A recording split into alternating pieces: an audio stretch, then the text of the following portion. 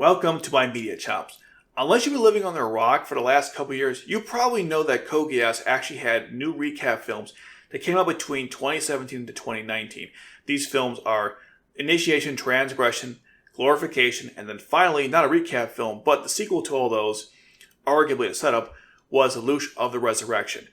These films actually changed parts from the original anime. Not going to go through all the major changes in this video. I'm going to focus on one specific one. Heck, it's the most important one, and that is Shirley being alive in this new universe. Because I remember when I first went to go see the film, Lelouch of the Resurrection, I never watched the recap films before watching that one, which was a huge mistake, and I've discussed it many times on previous videos.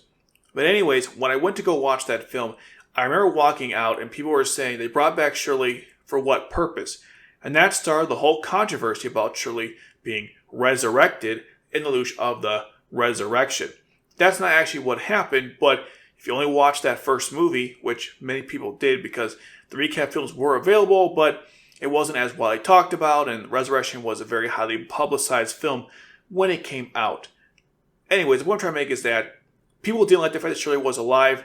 Many people considered it to be pointless, insignificant, thrown in there for fan service sake.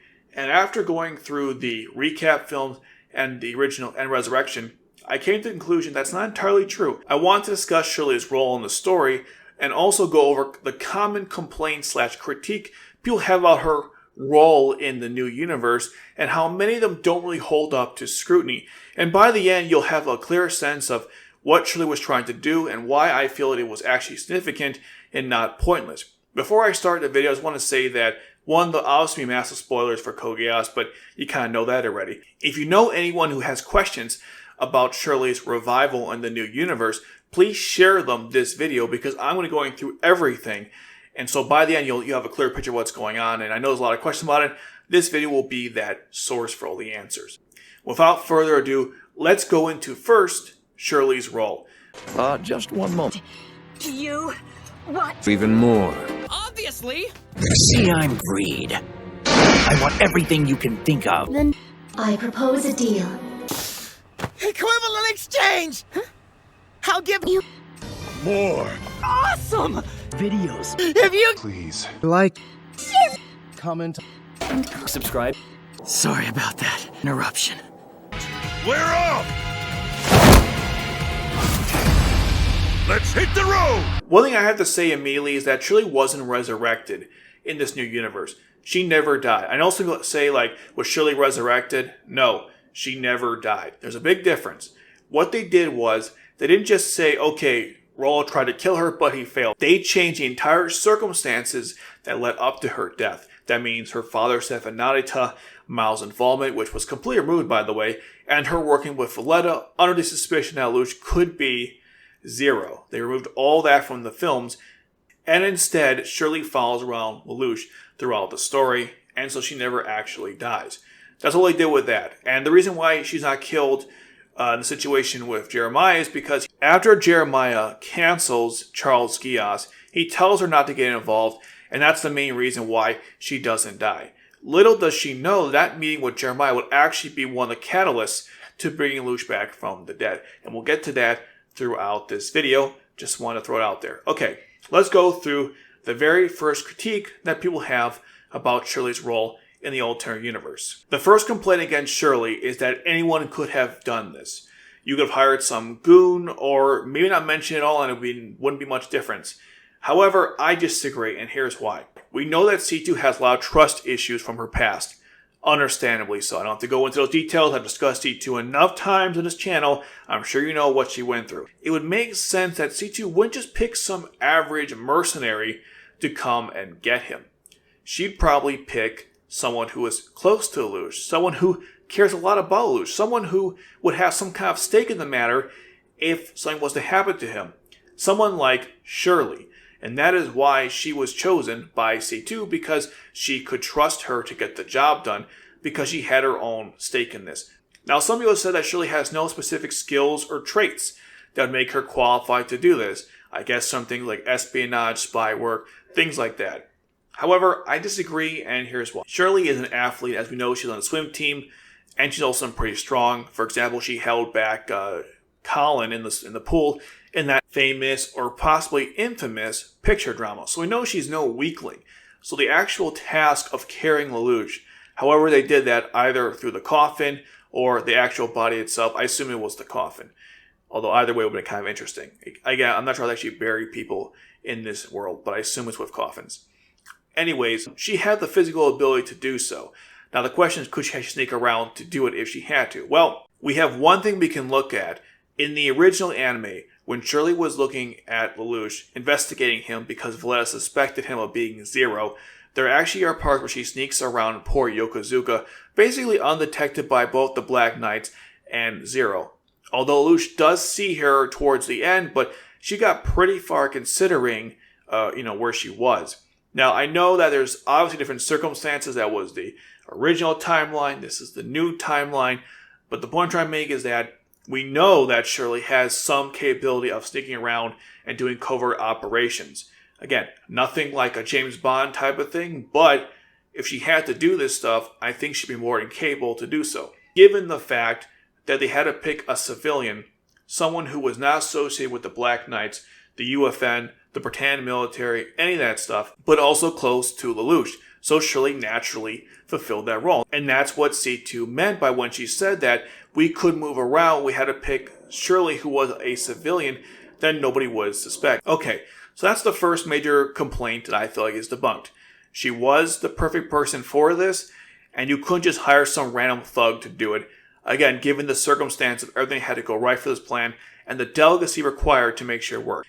The next complaint that I've seen is that this task might have been significant to the universe because Lelouch is resurrected, but to Shirley herself, this was not a very significant. To her, there was no growth in the character and very little growth to the story. I think you know before even going into this why that's not true, because Shirley wanted to help out Lelouch. She's called by C2 in the glorification, and she says, I know you're going to do something. I spoke to Jeremiah. I want in, basically. And so she always wanted to help out Lelouch. So by doing this act of bringing Lelouch's body to C2, which is how they're able to resurrect him, she was very happy because she actually did something. I know it doesn't seem like a lot compared to other characters, but her ability to finally be useful to Lelouch and doing something for him was very meaningful to her. And at the very end of the film, when she's called by Lelouch, or she called him, not sure which is which, but she was crying because she was so excited and happy that it actually worked. She finally did something to help him out. And she, of course, was very involved, too, because there's a part in Lelouch the Resurrection where Shirley actually calls C2 to figure out what's going on because she wants progress of the situation. Because, again, she was very involved in the situation. It meant a lot to her. Obviously, it was growth in the story because Lelouch coming back to life impacted everyone else. And since this was something that was going on from transgression all the way to resurrection, there was a constant change in the story because of this little thing going on in the background. So no matter how you look at it, it was very significant to both the story overall, right, all the films, and also to her because she was the one who wanted to do this. She volunteered. This was something meaningful and significant to her. She always wanted to be useful to Lelouch, and she finally was. Okay, for the next complaint, I'm going to get very passionate in this video because this is the one of all the complaints that really pisses me off. Because at least with the other ones, you can make some kind of argument based on what we know. But this one is pure speculation and never confirmed. And that is that Shirley was a civilian and a citizen, as I mentioned earlier. But she wasn't a normal citizen or a normal civilian because she was actually Lelouch's former lover. And not only were they dating, apparently, it was public knowledge. So if she went to go get his body, all the guards would be aware of her and wouldn't let her have access. They'd be more cautious around her because, again, she was the former lover of Lelouch, and this was apparently public knowledge. Let's get a couple things clear here, okay? It is not public knowledge that Lelouch and Shirley were dating. It's not even confirmed they were dating to begin with. Sure, they were together many parts of the story, but there's a difference between seeing someone as a friend and actually going out with them dating-wise. So they were never confirmed in this timeline or the original as ever being a couple in the story. Gotta throw it out there first because that's not even true. Now, in terms of public knowledge, there's a lot wrong with this. The first being is that it wasn't actually public knowledge that Shirley and Luce were ever a couple. Again, assuming they ever were one to begin with, because we don't see them together. There's no part as Luce as Emperor where he was with Shirley. So how would people know it was public knowledge? Now, within the military itself, there was a file that Jeremiah referenced in the second film when talking to Shirley. And in that he said that she is a friend of Lucius. He doesn't say that she is a girlfriend or a significant other, just a friend. So even in the file they were referencing for Lelouch, there is no mentioning of Shirley being a girlfriend to him. And in terms of that file, we don't even know who has access to it, if it still existed after Zero Requiem. I don't know if the average guard had that file, and even if the guard did have that file, why would they be suspicious of Shirley coming to see Lucius' grave? That's the part that kind of bugs me, right? Let's assume for the sake of argument that it was public knowledge that Shirley and Lucius were dating. Let's assume that that was all true, which it's not, but let's say it was.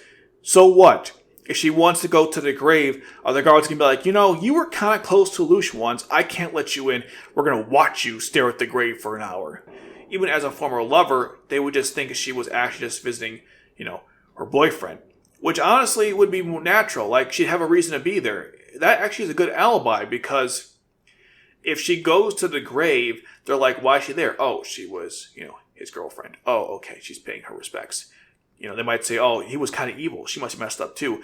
But it doesn't matter. The point is, she actually has an alibi to even go down there. So, in any case, this actually helps the claim, not hurt it.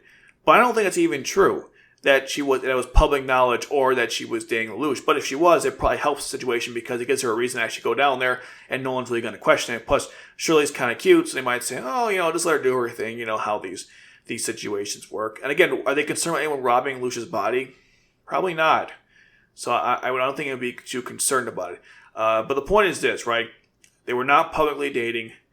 They weren't even dating at all. And if they were, it wouldn't matter anyhow. Now, if it was someone like Colin, yes, then they'd be a little more concerned because Colin actually has a criminal record. She worked with Lelouch in the past, and they have actually public knowledge of them being together, literal footage when he landed at the Ashford Academy during the whole UFN signing. The last and final point is something that I can't directly answer because I only can give you what the story gives us, which in Code Geass, as you guys know, is never much. So people want to know, alright, how could she even deliver the body to Jeremiah? Would she even have access to a body like this? Because again, she's not involved in the UFN, right? She's not part of the Black Knights. So how would she even access the body?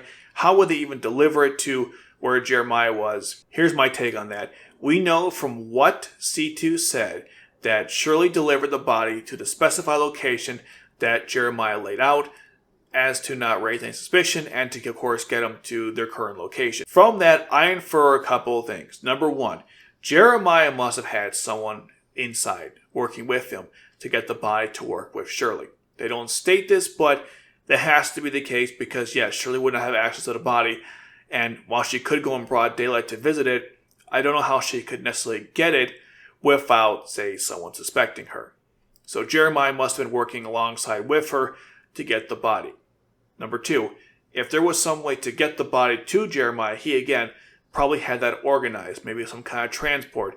He probably knows some people. There might be some people who are still loyal to Lelouch that worked with him to help Shirley out in this endeavor. But again, it would still have to be Shirley because if a bunch of soldiers go to the graveyard, it might, cause some suspicion. But if Shirley went there, again, no one's going to think bat an eye on it. So she still has to be the one to bring the body to the soldiers if they were going to transport him to Jeremiah. And again, that's all me coming up with possible ways to fill in the gaps. I wish they actually did explain how that worked. I don't think it really matters for the sake of this discussion, though, because the point isn't so much of how Shirley could do it. We know that they did it, right? Because the body came to Jeremiah and he was resurrected. Lelouch is what I'm talking about, obviously. So we don't have to discuss the means to how they did it because we know it happened. I know it's a bit of a cop-out, but the point I make is that it happened, so therefore there was a way to do it.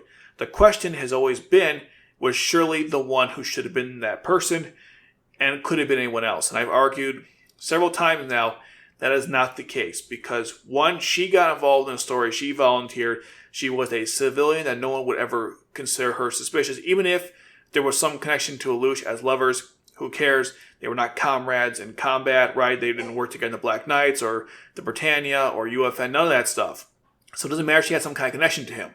What matters is the fact that she cared enough about him that she would handle this task with grace and delicacy and make sure that he actually gets to C2, which is what C2 was counting on, hence why she called her to arrange this whole thing. And that's kind of the point of all this, is that I like how it was set up from beginning in transgression to the glorification, and then of course resurrection, because she meets Jeremiah, and then C2 is aware of that, so she calls her later in the glorification. I now know it was C2 and not Lelouch, because Lelouch was never aware of his resurrection. He didn't know there was ever, he wasn't aware of the resurrection. He wasn't aware there was a plan to resurrect him, because when Zaku beat him up, he was saying, it wasn't me. No one told me about this. And C2 was like, yeah, we didn't tell him about it, because that was the point. It was all kind of hidden, It was behind the scenes, if you will, which I think they made that part clear. But I like how it was set up from each film. And I also enjoy the fact that Shirley finally did something on her own that made a huge impact on the story. I know some people have complained that in the original anime, Shirley had a huge impact on Lelouch, right? When her father died, because of that, Lelouch realized there were actual people dying in this, or he realized, closer to home, as you will, if you will, rather. When Shirley's memories were wiped, he got very angry at Mao, and that obviously had an effect on him. When Shirley died, he killed the whole Geass order, or massacred it rather. So every time Shirley gets involved in Lelouch's life, it has a huge impact on him. But the question you got to ask is, what does it do for Shirley? And the answer is absolutely nothing. Her mind was raised by Lelouch when she was getting fine close to something, and then when she got even closer, despite the memory wipe, then Charles makes it worse by doing another memory wipe, this time putting in memories into her. So again, not making any progress. Then she finally gets her memories back. She wants to help out Lelouch. She even tells Rollo this, but he kills her, and that's the end of her whole journey. She told Lelouch she wanted to be someone there for him. And while she didn't do that necessarily in the new film universe, she at least did enough to get him alive again, to get him back to C2 and Jeremiah, which meant a lot to her. I know that for other characters, it may not seem that significant, but to her, that's all she ever wanted to do. Again, you criticize the character all you want. That's not what this is about. This is about just her being fulfilled in doing something she always wanted to do. And that's why, on some level, I like the alternate universe better, because at least Shirley had a role that related to what she wanted to do, and she felt fulfilled after doing it. Significant and both important, which are two characteristics that indicate that this was not a pointless addition to the new universe, at least the way I see this. While recording this video, something else came to mind, a new piece of evidence, if you will. Apparently in the manga, the Lelouch of the Resurrection, Shirley is no longer in the story, implying she died. I don't know the circumstances of which, I assume it's the same as the original anime. But the point is, even though she's no longer in the story, you still see C2 with Lelouch. They just removed the parts of her talking to Shirley that you saw in the original film. So this implies that there actually was a way to get Lelouch that did not involve Shirley, which means you could argue that her role in the original films, well, the alternate universe rather, could have been replaced or actually wasn't even necessary. However, I argue there's a couple reasons why that's not the case. The first is that even though we see Lelouch and C2 together and they don't show Shirley, it doesn't mean Shirley would not be necessary, because we don't know the whole circumstances of how C2 actually got Lelouch's body. Second point is, the films led up to Shirley getting Lelouch's body. It wasn't just the film said it happened and that was it. So we have to see the circumstances of which led up to C2 getting Lelouch's body over what happened in the original, I keep saying original, but really it's alternate universe. And that's really the major difference between the two stories. However, this does hurt my case, and I wanted to mention it because it would not be honest of me to not bring up this point, even though it hurts my case, because I want this to be an honest discussion on this topic. I personally liked how the only way Lelouch could come back to life is if Shirley didn't die. I like how they connected the two of them in this new universe. And that's kind of my thoughts on this. I know some people are going to say, well, I don't agree, here's why, and I want to know. Let me know in the comments below if you agree with my point of view that her role was actually not pointless and had meaning and significance to the story as well to herself, or do you think it was pointless? Some people get really passionate in the fact that it actually was pointless. And I'm curious to see those arguments. I want to invite both, but like I said at the beginning of this video, I've gone through everything about Shirley's role in this new universe. You now have all the information you need. Please share this video with everyone else who has questions about it. And of course, like and subscribe. And as I always say, the world is not a dark place, and tomorrow will be a good day. Thanks for watching.